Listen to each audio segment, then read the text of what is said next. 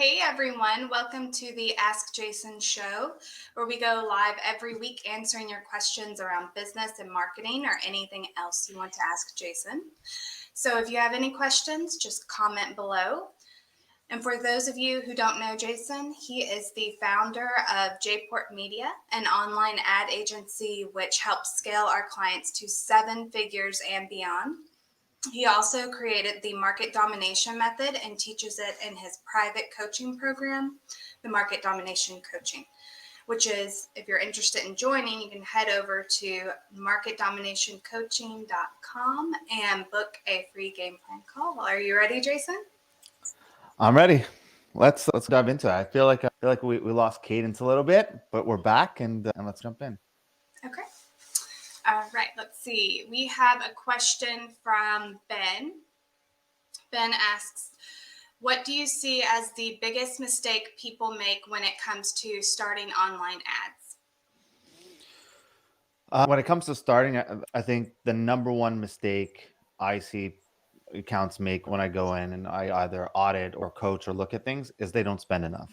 So I think just overall, that's one of the easiest things to look at is when they come in and they want me to look at things and sit there and say, this isn't working or that's not working. And we look at it and they haven't even spent close to the amount needed in order to get any significant data, in order to make any decision on what they should do or what they shouldn't do. So I think number one is definitely not spending enough in order to get that data. So I think people look at advertising and they get so scared. They're willing to spend so much on other things, but when it comes to advertising and actually testing, and we know, look, let's have a real conversation. 8 to 9 out of 10 ads fail. And so in order to do that, in order to get the winners, you have to test through a bunch.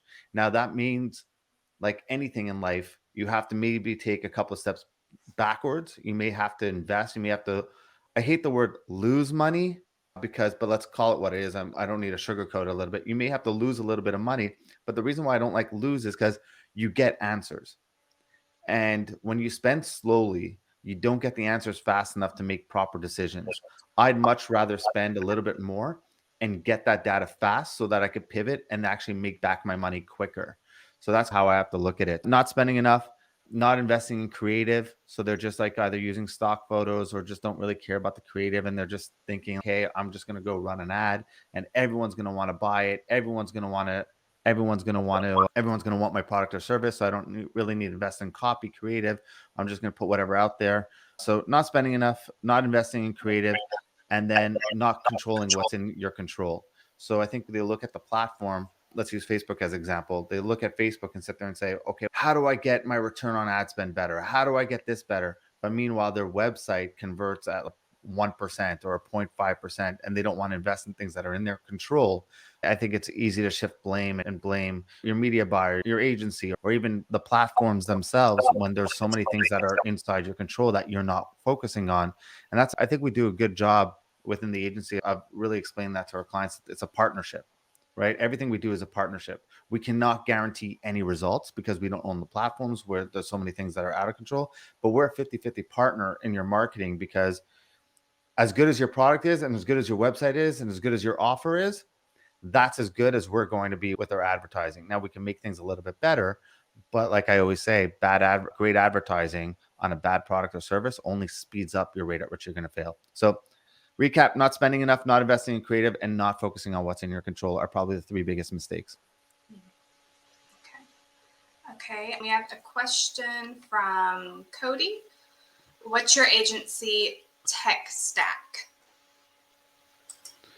Okay, for people who don't understand what that question is, I think Cody's asking what tools do we use to pretty much run and manage the agency. That's what a tech stack is.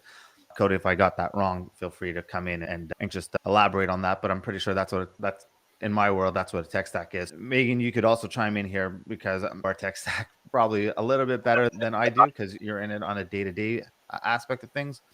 But it's Slack for all comms. That's all internal communications happen through Slack. All client communications happen through Slack. Slack is our hub for everything, which is amazing because it brings in all the other tools we use and automates it within Slack, and we could get all that notification. So like consider Slack like our office space, right? That's the water, that's our office space. That's where everything's going on. Asana for project management. We have Airtable for creative submission, Yeah. Loom for any videos, Google Drive for all storage and SOPs, and pretty much the backbone of our entire business is on there. Notion for a wiki and we need to get better at Notion. But that's what we use that for. Keep or Infusionsoft for all outgoing emails, content flywheels, and whatnot. Stripe for payment processing. Where are we, Megan? What else do we have on there? I think you've covered most of it. Slack is definitely my favorite. It was definitely 100% a game changer when we started implementing Slack, just because of all the apps you can connect to it. It's more than just communicating with your team members. You can send you notifications, all kinds of things. And then Airtable's been amazing. It's helped so much with our just ad submission and keeping everything really organized and streamlined. And those are Slack and Airtable are my two favorites for sure. Yeah, there was concern when we were trying to bring everyone into Slack. I think that was one of the concerns we had was, will clients take advantage of this? Will it be just like an SMS, like they're going to be direct response to us and feel like they're texting us and we're on call 24/7? But I think it's actually been the easiest way because nothing gets lost in email. If we need to bring a media buyer into the conversation, it's not now, okay, let me respond and now let me CC the media buyer in this. And then that gets lost in translation and a bunch of different things. And then they're off. I think just from an accountability side of things. So if you run a business or you run an agency, as an owner, I'm going to speak as an owner and CEO right now. Accountability is huge. And that's both ways. So when a client sits there and says, hey, we never got this, or we ask for something from a client and they don't submit it, emails get lost, right? That's happened to us so many times, Megan, where we email the client for something and then they don't send it or whatever, and then they never got the email, and then they send a bunch of different emails, and then there's different threads. But I think the fact that there's accountability of, okay, we could go back and tag that message, we could follow up, we could look at things, has been incredible. But you also want to see where your team drops the ball, because it happens, and you don't necessarily have to go out looking for the client to drop the ball. You don't have to necessarily go out of your way to look for your team dropping the ball, but mistakes will be made from both sides and you want to be there to correct. So I think from an agency side of things, by me being able to see, all right, the client asked for this, but the team did not respond to this, right? It's there. I could see it. It's in a channel. There's no reason for us not to respond to it. In the same way, the owner of the business that hired us, they need to see that their team's doing it. So I just think from a communication standpoint, it's been incredible. And the fact that Zoom integrates with there, Loom integrates with there, all the tools we use, Google Drive just integrates in there. Anything, we get notifications. Like you can set up notifications for anything you want to see. Invoices get paid. Guess what? It's notification. An invoice gets created, a charge happens, a chargeback happens, any different things that happen, you get notified inside Slack. It's just been, I think, an amazing tool for us. Right. Totally agree. This episode is sponsored by Slack. Right. Should be.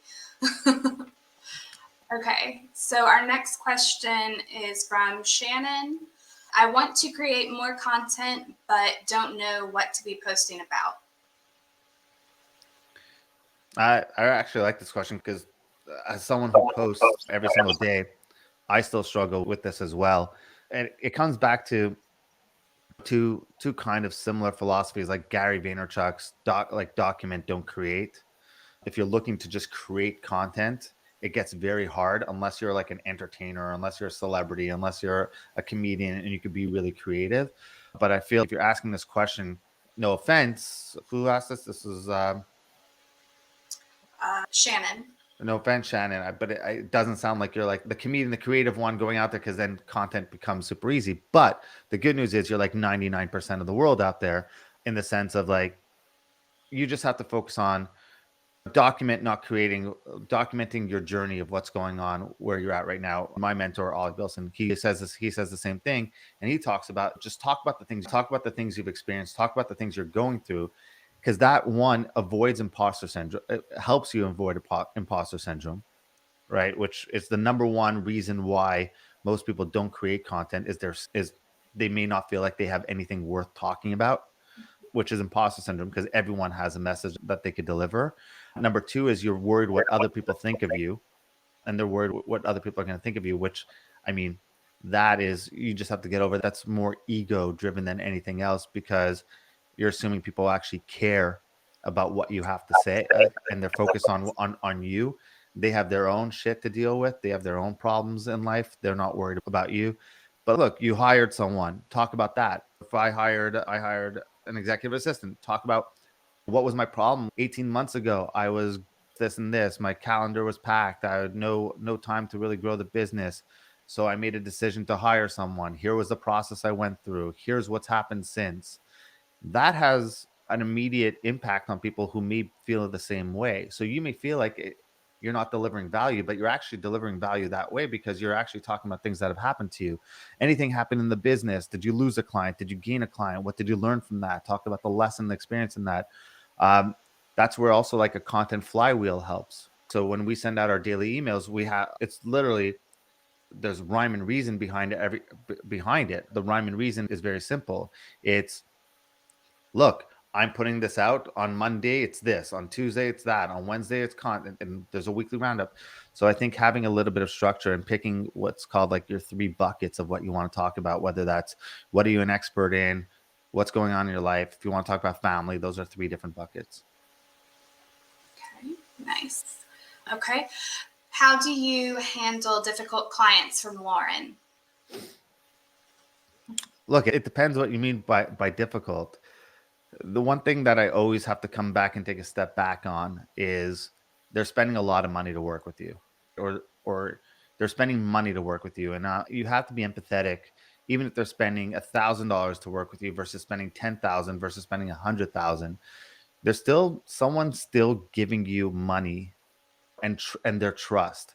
And if you always come from that standpoint, I think I've become a lot calmer in dealing with this because of that mindset change of just being like, look, I've been on the other end of that table before. I've written checks before to other people and wanted things. And you have to understand that they're writing you a check. Sometimes they just want to be involved.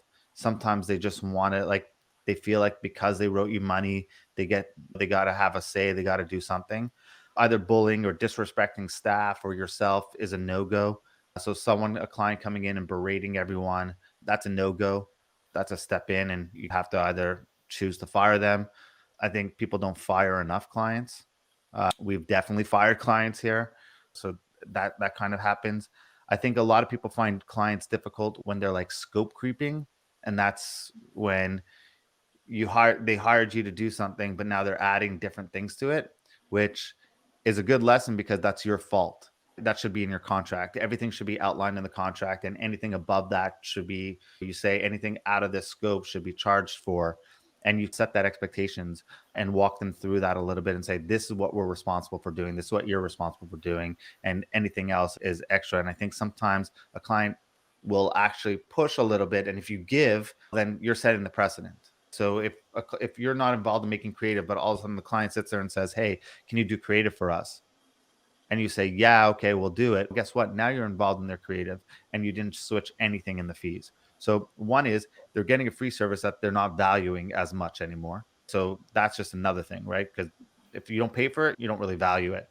So they're coming in and now you're doing extra work for no cost, and you're just giving them another reason to be unhappy with something.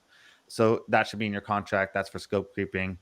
But the easiest way to deal with difficult clients is you don't hire them and you don't take them on, or you fire them when they're too difficult. But I think you have to assess difficulty, right?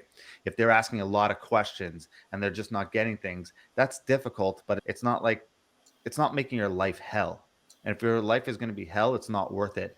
But I get when you're starting off. Here's the different thing. When you're starting off, you want the money, right? So you're willing to put up with a lot more versus if you had a waiting list of people willing to work with you, your tolerance goes down a little bit more. So I think a lot of it when you're starting off is pipeline. You're willing to work with the difficult clients because you just don't have a pipeline of people coming in to want to work with you. So you have to solve that issue. The issue isn't difficult client. The issue is I should have a pipeline filled with people who want to work with me so that I could say no to those people. And if not, then you may just have to eat shit in the beginning. Everyone did it and everyone has to do it. And I think part of your client services or part of a job is to do that a little bit. But I think you're not addressing the real problem. The real problem is usually pipeline issues or not educating your client enough, or you're letting them scope creep. But anything else, they should just be fired. Okay. Okay. Next question is from Dave. Why are you so into Facebook ads when everyone else is abandoning ship? Because I don't have shiny object syndrome.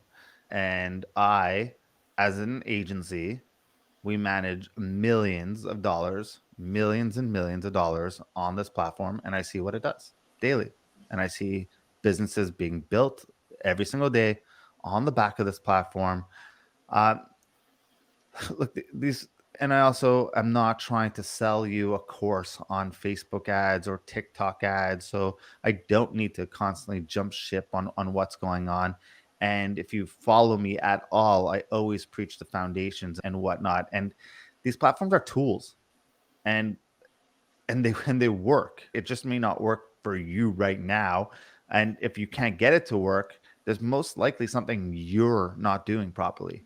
It's most likely a user error and not a platform error, which means A, you're not investing creative enough. You're not knowing how to read the numbers properly. You're not understanding how the platform works. Like things change. I think one of the biggest reasons why people abandon Facebook right now and say and just throw up their hands and say it doesn't work anymore is one, they're playing a new game with the old rules, which means Facebook's changed and it will keep changing. And all these platforms are going to keep changing. And you could ask me this question in a year from now, and I may sit there and say, there's something else that's better from a demand generation side of things, from an awareness side of things. But as of where we're in right now, there is nothing better than Facebook. So I think if you're looking at that and you understand how the platform works and you understand what's in your control and what's not, and I mean, the old game was, hey, I could just throw anything up on this platform, spend $1 and get $3 back. How come I'm not seeing the $3 back in my in the platform anymore? Well, it's a new game. The platform changed. iOS happened, right? You had COVID 2 years ago that boomed online marketing. You're comparing different eras and trying to play that game like with the new rules, or however you want to phrase it, old game with the new rules or new game with the old rules. Either way, you're just not playing the right game. And I think from a demand generation, like I said, from an awareness, from an intent, from an awareness intent, and you have to look at these platforms from intent. I go on Google, my intent is to find something. Your job is to generate that demand. There's not much better out there. I do think it's industry specific a little bit right now. I think if you're in the info marketing coaching world, I love YouTube ads. I think that's where people should be paying a lot more attention to right now than maybe Facebook. But in e-com world right now, there's nothing that even comes close to Facebook from a demand generation side. And everyone could talk about TikTok from here to tomorrow, but there's still no better platform than the meta world of ads. And that's why I'm so into it, why everyone's abandoning ship. And I hope everyone abandons ship, because then costs will come down and I could spend more and my clients could spend more and they can make a lot more money and everyone's happy. Good point. Okay, let's see. All right. If you could be a celebrity, what industry would it be in? This question's from Greg. Hands down, probably hands down. I can't say hands down, then probably. So hands down, rock star. There's just something when you go to a concert and you're standing up on stage and there's thousands and thousands of people singing a song that you wrote, maybe on a napkin in a hotel room one day, and now everyone's singing that song, and you could just like I feel like there was like thinking about that gives me goosebumps right now. Like that, I think there'd be nothing greater than that. Look, you could say basketball player and you hit the game-winning shot in a championship. You could say hockey player and score the game-winning goal. There's so many different things that you could look at, but that's just hit and miss. You're a basketball player. How many game-winning shots are you hitting in your career that really matter? Like that sends everyone into a frenzy, and then a year later, everyone's forgotten. But great songs and great bands and great singers last forever. I wish I had a good voice. I wish I had a musical talent. because like that, yeah, if I could be famous for anything, that's what I'd be for. Like I'm playing famous like that. Obviously, I don't want people to sit there and say, you wouldn't want to be famous for being the doctor that cures cancer. Yes, cool, but we're talking realistically here a little bit. If that, to me, go to a concert and you watch these guys, nothing better. Yeah. What would you want to be? It would be cool to be in a band. I don't know that I necessarily want to be the lead singer. So you'd be want to be the most famous backup singer. I could go for that, or like a drummer or something. I don't know. I can't play any instruments, so I'd have to pick up that first. Yeah, I used to play electric bass, and then I kind of gave it up. I think I even lost my bass somewhere in when we moved one time. Yeah, but that's what I want to be. Yeah, that's cool. Not what I expected. Oh, what do you expect me to say? I expected something more along the lines of sports related. Yeah. Yep. Yep. You're gonna switch industries on us? Yeah. As soon as I get my vocal surgery implant, I'm out of the coaching. I'm out of the agency world, and it's straight to writing amazing songs that the whole world's gonna sing. All right. Let's see. I think that's all of our questions. Cool. Yeah, that's it. All right. Thank you, Megan, for doing this again. If anyone has a question, you can put it in the comments and we'll get to it next week. And we'll be back on a weekly basis answering your questions. You can submit them at any point. Just comment on any one of these posts and just let me know what question you have. You can reach me on all social media platforms at Jason Portnoy. Megan, thank you so much for doing this, and have a good week, everyone.